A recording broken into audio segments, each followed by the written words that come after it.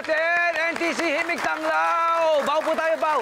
Sir, baw tayo sabay-sabay. 1, 2, 3. Ayun. Palapakan natin, Pilipinas, ang NTC Himig Tanglaw. Siyempre, live na live po tayo mula rito sa National Teachers College. Aba, napakaganda ng facilities, napakaganda ng interior ng building at napakasaya ng mga estudyante at mga kawani rito. Grabe, hindi talaga naubusan ng talento at galing ang ating mga estudyante rito. Kaya kaway-kaway, kaway-kaway! Okay, ngayon, makikita nyo, narito tayo sa kanilang lobby kung saan makikita na agad ang ito yung tanggapan nila, main entrance na nandito sa harap natin. Yan, mula po yan sa Manila, talaga namang mula rito sa Manila, talagang pag nakita nyo yung building, nag-stand out siya kasi napakaganda at napakalaki ng facilities at ng building at napaka-storied ng kanilang kasaysayan yung pinagmulan nila, okay? At ito nga, kailangan makapanayam na natin dito ang kanilang dakilang VP for Academic Affairs. Palakpakan naman natin. Palakpakan natin malakas si Sir to. Si Sir Edison Angeles Fermin. Morning, sir. Magandang umaga po. Magandang umaga po. Ayan, ayan. Ayan, ayan ang mga estudyante natin. Siyempre si Sir Edison. Sir Edison, ano po ba ang... bati po muna kayo sa ating mga kababayan. Magandang umaga po sa lahat ng mga nakikinig sa programang ito. At ito po ang National Teachers College, ang aming Inang Tanglaw. Inang Tanglaw, ang ating Inang Tanglaw. At siyempre, ito po, would you mind telling us about your school at yung mga programang ino-offer po natin? Ang National Teachers College ang isa sa mga pinakaunang institusyon na ang focus talaga ay ang paghahanda ng mga guro dito sa Pilipinas. Kaya napakabalita ko po yung napakaganda ng ating education program dito. So bilang ito ay isang teacher education institution, marami ng henerasyon ng mga guro ang nagdaan dito, no? At mga naging pinuno rin o leader ng ating sistema ng edukasyon. Proud din namin masasabi na may mga produkto ito na naging influential sa Philippine society. Kasama na si Maring Winnie. Sonita Monsod. Dito siya nag-elementary, no? So, shout out, Tita Winnie. At syempre, ang mga anak nila, mga kaibigan ko rin, sina Ian, hello, Tammy, hello. Ayan. Pero bukod sa teacher education, lumago ang paaralan at nagkaroon na ito ng pagkakataon para maging responsive sa mga industriya. Kaya bukod sa teacher education, pinalago namin ang mga programa sa business. Bukod sa education yan, magagandang courses natin, business. Ang business namin, nakukover niya ng human resource management, financial management, hotel and tourism management, yan, at accountancy. Meron din tayo ng tinatawag na office administration.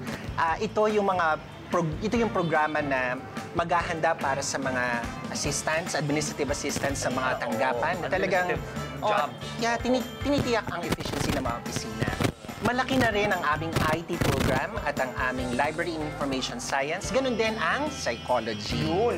Kanina si Marian po, psychology student po siya. At napakaganda ng inyong ginagawang pagtulong sa mga empleyado rito. Yung mga anak po nila, kung gusto nila mag-aral dito, sinasagot niyo rin po. Yan ang D1 ang tinatawag natin na equitable access to success.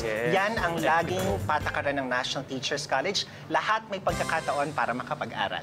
Yun ang mahusay, yun ang magaling dito, di ba? Makatao, hindi po ba? At saka po ito, ang balita pa po nang itinayo po itong NTC, meron lang kayong siyam na silid-aralan.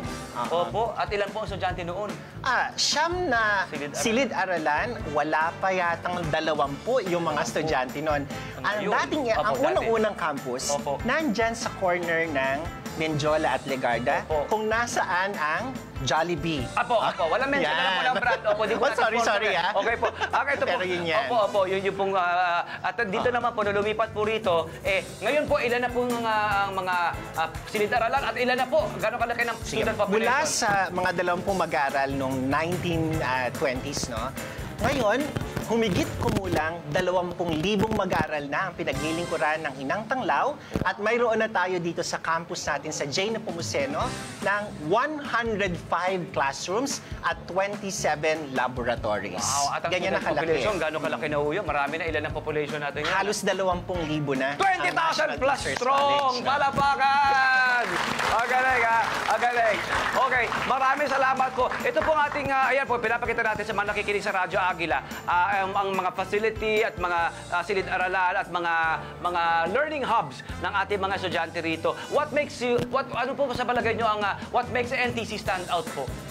Bukod sa direksyon namin na lahat mabigyan ng equal opportunity para sa edukasyon ng mga tao, no? Opo. Dito, naniniwala kami sa katuturan ng flexible learning. Opo. Kung ikaw ay working student, sabihin mo sa amin, hahanap tayo ng paraan para makapag-adjust kami sa inyo. Opo. Alam niyo yan? At kung meron kayong kakulangan sa mga devices, nag-a-adjust din yung paraan kung paano natin i-deliver ang inyong pagkatuto. Ano po? Nung panahon ng pandemya, isa kami sa mga namuno sa ibang higher education institutions para maging modelo kung paano natin ginagawa ang flexible delivery ng learning, no? Kahit nasa bahay ka, kahit nasaan ka man, pwede ka magpatuloy ng pag-aaral mo. Bago pa man ang pandemya ay nagagawa na yan ng National Teachers College. Opo. Ano po mensahe niyo po sa ating mga estudyante, sa mga gusto pong mag-enroll, sa mga magulang?